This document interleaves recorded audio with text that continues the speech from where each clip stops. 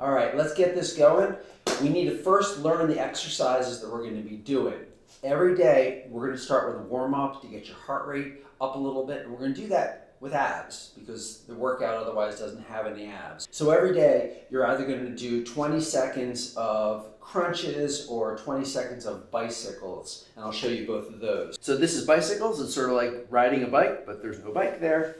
Just up and down, up and down, up and down like this. And crunches are just going up like this. Not bending your neck too much, but lifting your shoulder blades off the floor. 1, 2, 3, 4. For both of those, we'll try to go a little bit fast because the goal is to get the heart rate up a little bit to get your muscles ready to do the work.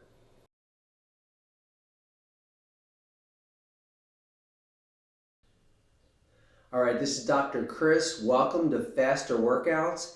They're all going to start the same way with an oldie but a goodie, and that is push-ups. A lot of people don't like them, but they work so many parts of the body. They work the chest, they work the front shoulders, they work the triceps, they work muscles here, they work your abs.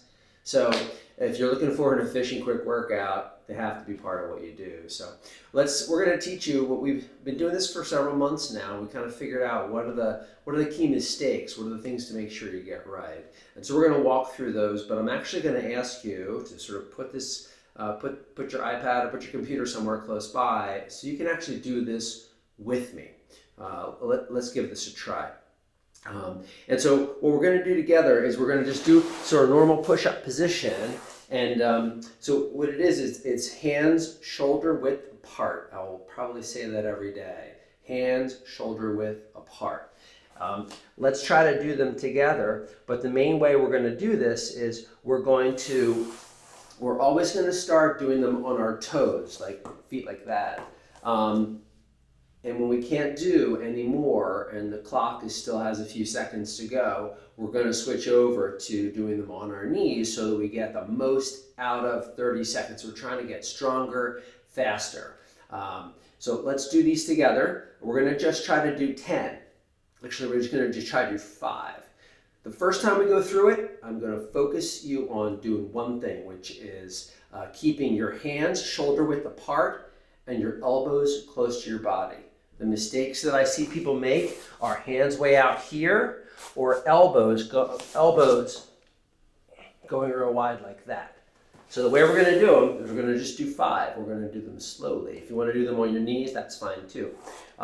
Hands about shoulder width apart, and you're going to want to keep your elbows close to your body as you go down. So we're going to work on this one thing together.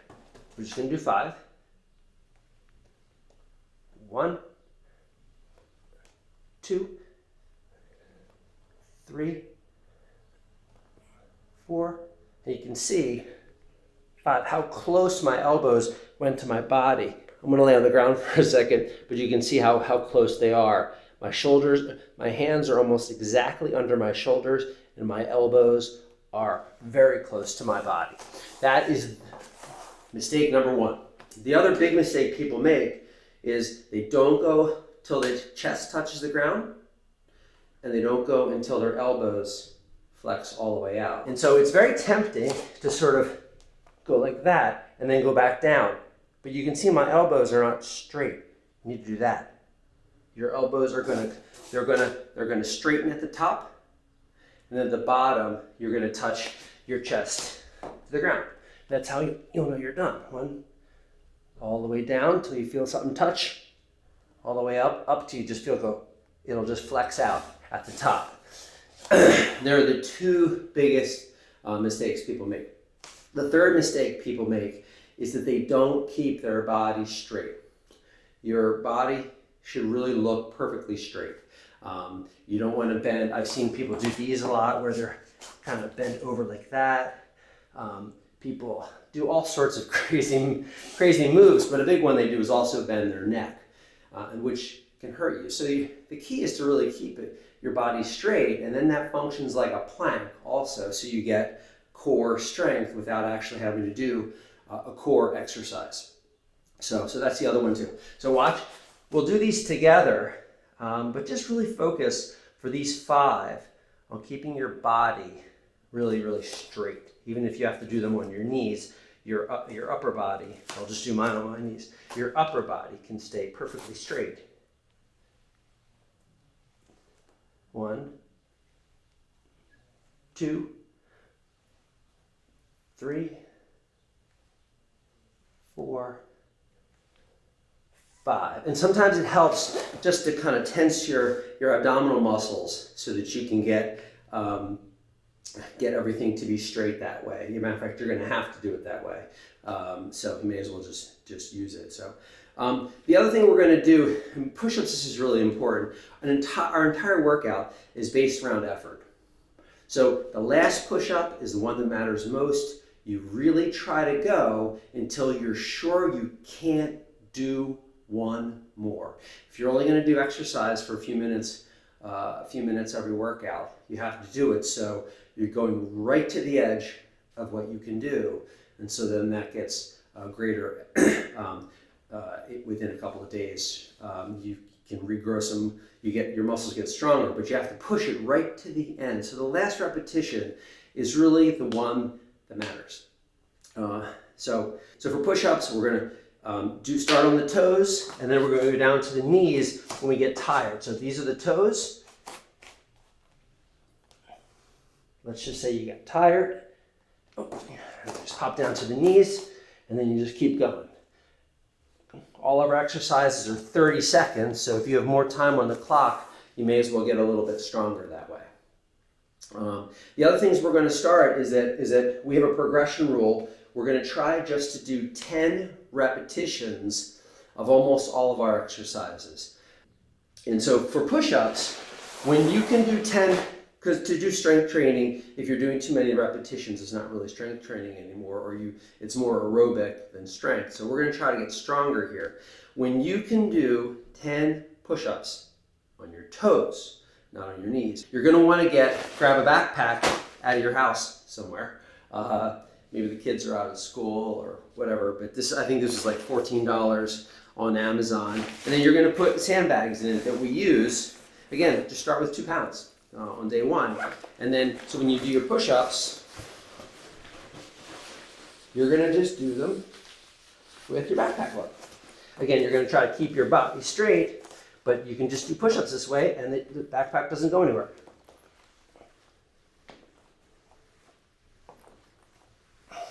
And that's how you get stronger.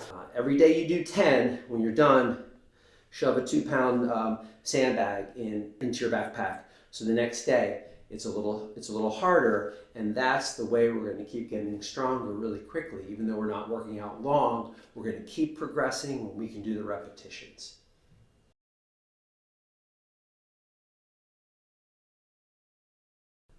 All right, bicep curls. This is the most straightforward, simplest one, but you'd be surprised how many mistakes people can make on this one. So this mainly just works your biceps and a little bit in the back, but it's an important exercise, and we're going to use it to decide when to increase the resistance on the back. So it's really important to give 100% on this. We're going for 10 repetitions.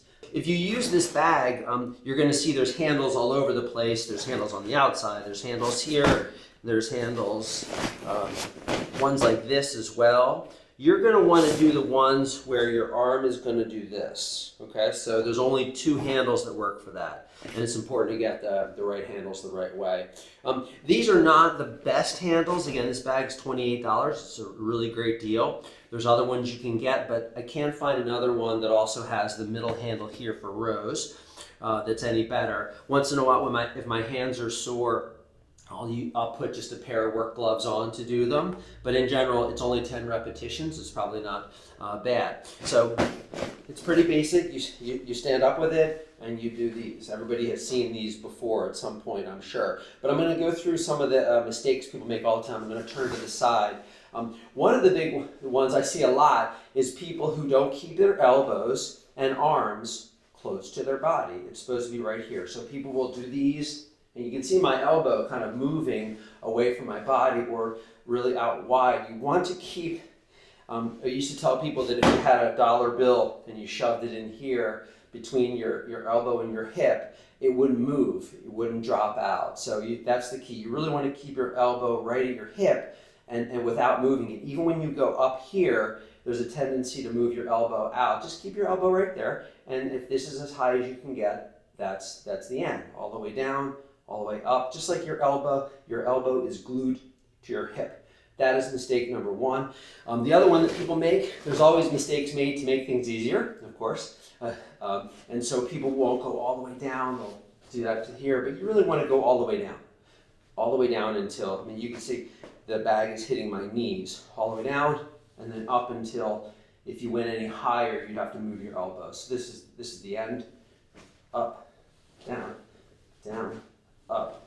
So you want to do a full range of motion. The other one mistake people make is a lot is when they get tired, they start moving their upper body, moving their legs to generate some momentum to make it easier. Again, this is, if you're tired, you can stop. But in general, you want to keep your legs and your upper body kind of nice and stiff and not moving. So you're really only moving your upper arm, and that's it. So don't, it's not a leg exercise, and you don't want to be moving back. A lot of people will rotate back like this. You want to keep your back straight. You're only moving your arm, and that's it. So they're the three big mistakes. If you don't make them, you're probably doing just fine. But again, this one is you have to give it 100%, because when you can do 10, we're going to drop an extra 2-pound sandbag in your bag for the next day's exercises. So, all right, that's curls.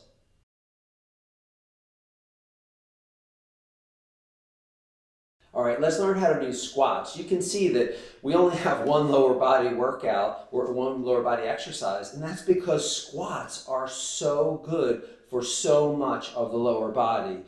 So if you can do those, that'll work out most of what you need to do for the lower body. So let's get squats right, because there's a few mistakes people make all the time. And so the one trick we're going to have to learn is that, you know, sometimes as this bag gets heavier, it's hard to get it up on your shoulders. So that bag can hold 60 pounds, and we're going to hope people move up to that. But at that weight, it's a little hard. So we've come up with one really simple way to do it. And you're basically going to do a curl, and you're going to use momentum and flip the bag around right onto your forearm and then put it up. I mean, there's other ways to do it, but that's probably the easiest when it gets heavy, so it's good to learn early. Basically, you just do a curl, flip it onto there, and then you can pretty easily get it up on your shoulders. Some people put it on their neck like this. Again, it should rest on your shoulders. All right, even though squats are pretty basic and people have seen and done them before, there are a few mistakes people make all the time. And so mistake number one is that people don't go down far enough. So it's amazing how people, I mean, that feels like you're going down far enough, but really, unless you have something to tell you when you're down far enough, you'll always change how far down you go. So we use a chair. So this is about 18 inches here. So basically, we just do what we call touch and go. You don't want to sit down, but you want to go down far enough so that you can just feel it and know when to go back up. You just feel it, and then you know you're done. You just need to feel it, and that'll tell you that you're going down about the same amount each time, and it's time to go back up. So do touch and go, put some kind of chair there. They're usually 16, 18 inches. That's a fine distance to go down, and then you'll always know that you went down far enough. The other mistake people make is that they often keep their feet too narrow, like this. A lot of the work we do is when the feet are shoulder width apart or the hands are shoulder width apart. But for squats, that's too narrow, okay? You're going to want to go a little bit wider than that. And usually it's easier if you point your toes just slightly out a little bit. Because if you put your feet like this, when your knee comes over your foot like that, it hurts a bit. And also your heels can come off the ground. But if you put your feet nice and wide like this, your feet will stay planted and it won't hurt as much at all. Okay, so feet wider than shoulders, toes pointed out a little bit. That's mistake number two. The third one is not keeping the angle of the back the same. So you're going to see when I put my butt out, the angle of my back should not change the whole. So when I do this, from this point down, the angle of my back shouldn't change. It should stay at the same angle like this, all the way up, all the way down. And it's easy to do that, but if you look up, that will help you. But a lot of people do these, and they basically end up just going down like this to touch, and they're changing. It's actually hard on your back too, but they're changing the angle of their back, going down like this and up. You want to just, but when you put your butt out, at that point now, you lock in the angle of your back, and all you do is you move vertically up and down. And so the angle of the back should stay the same the whole time. Again, there's some other mistakes people make, but they are definitely the big three. If you get those all right, you'll be great. And that's squats.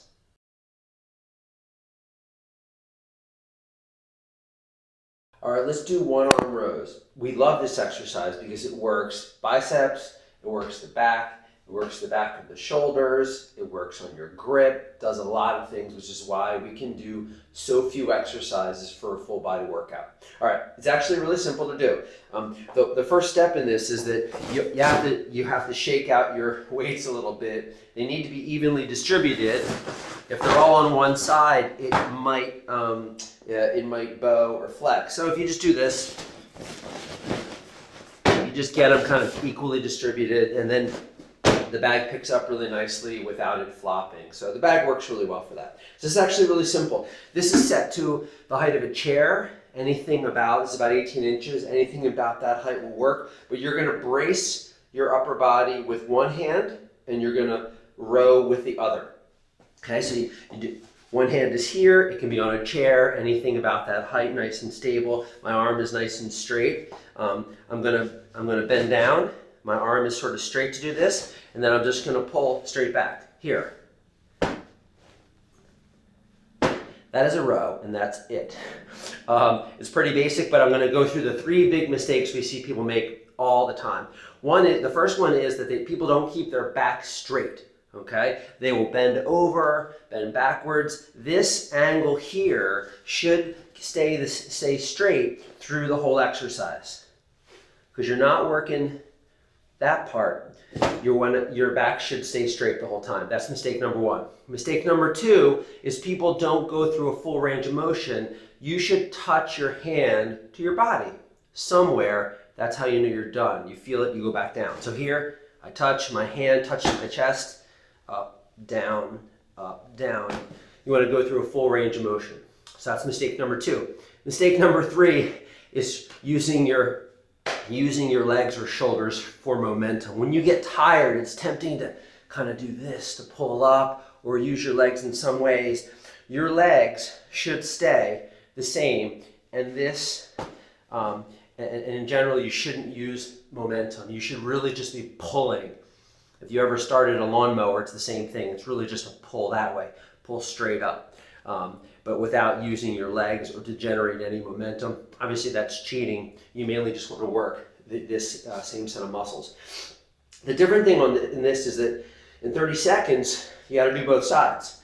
So the way we're going to do it is we're going to do 8 on one side, and then when we're done that, we're going to quickly move over while the timer's still going and finish out the others here. And you can see also that I have one foot in the front, one foot in the back, and that usually works the best because this is a long bag, it can kind of hit your foot. But you're going to have to switch, do 8, switch, or 8, or when you can't do any more, and then switch and do them with the other arm. So it can all happen in 30 seconds. So you have to hustle a little bit with this, but again, it's just 30 seconds and it works a lot of muscles. That's one arm rows.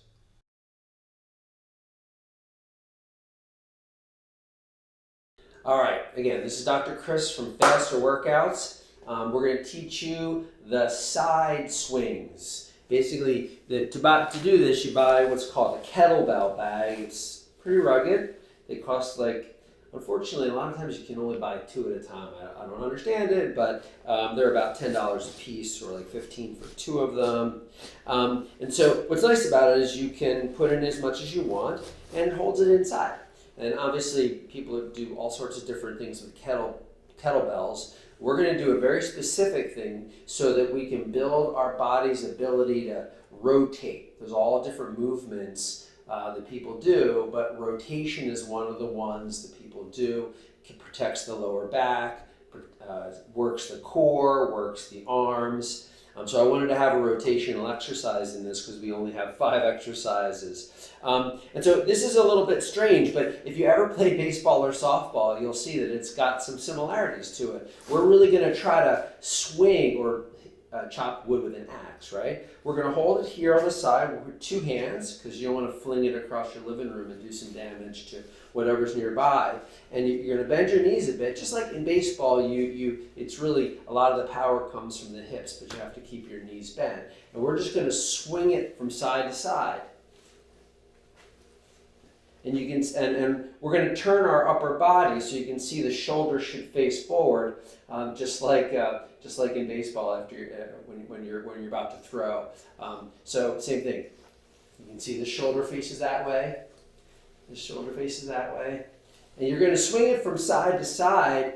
You have 30 seconds. We're going to do 24 repetitions. So 1, 2, 3, 4, and the way you're going to know it's working well is that the bottom of the back, it's going to be flat like this. You're going to try to build some momentum. You're going to try to get some speed. You're sort of going to flick it out there and then catch it. Flick it, catch it, back and forth. And so you're going to try to go fast. If you go slow, it won't go vertical like that or horizontal like this. So you're going to want to build a little bit of speed. Okay. The mistakes that people make, the big one is really just not going fast enough. We've done exercises where just people are going like this, and you can see that it's not going for a parallel with the ground. You're going to want to go fast, and momentum will make sure that it stays level, and that's where all the work will be. Mistake number 2 is really just going too far past the body like that. And you can kind of see, people like it hits you in the back. Eventually your back will stop it. You're going to want to stop it so it doesn't go too far back. And you kind of do that by bracing your elbow into your hip like this. And you're going to stop it. A lot of the work is in the stopping and just getting it to go the other direction. So plant your elbow here and just stop it that way. It shouldn't hit your body. You should be able to stop it. Go fast, but stop it each time. And the other mistake people make is really just doing this. That's not really a rotational exercise. You can do that, but you can see I'm not turning my body because my shoulder is not facing forward. You're going to want to go all the way like this, all the way like that, all the way like this, all like that. And so you may need to let your arms go a little further away from your body because you're going to want to rotate the whole body, the whole upper body. Builds abs, builds arms, helps the back. And again, you're going to do 24 times. Back, forth. 1, 2, 3, 4, 5. And when you're done, you just walk over, put 2 pounds in for the next time, and keep on getting stronger. But pay attention to the knees also because you really do want to bend the knees. Just for a second, look at my knees, and you can see I'm bent, and a lot of the force comes from the hip, just like you're swinging a baseball bat. All right, give it a try.